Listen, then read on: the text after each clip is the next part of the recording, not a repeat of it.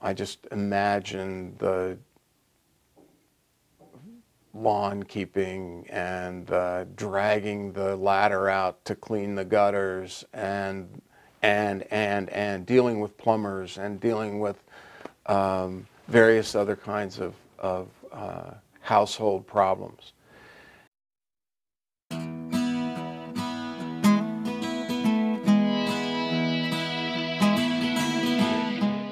Like my sister. My sister, she's still in her own home.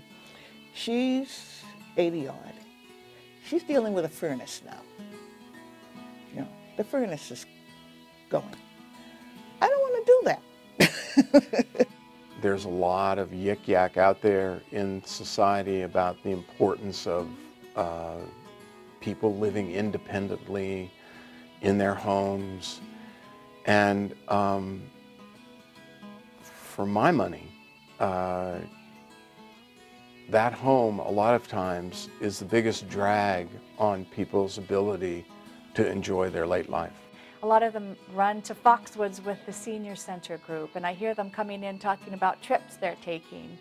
And they're involved in different meetings up at the community center. There is a craft group, there is a book club, there are bingo nights, there's a Tai Chi class, and they have the time to be able to do these other things because they don't have to worry about household maintenance or repairs. What I really thought about aging in place, moving into Snow Place, again, I come back to the freedom and independence. I thought it was great. You know, they're gonna, you know, if my refrigerator breaks, I call somebody. You know, if the plumbing gets stuck, I call somebody. I mean, what else could you want? You know. I can't tell you how many times I've talked to elder people once they've made the transition, who their whole life has brightened.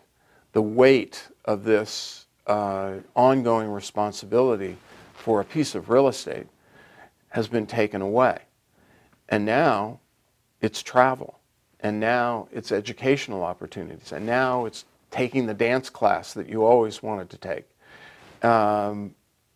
That is the difference. And I wish that people would come to that conclusion a lot earlier.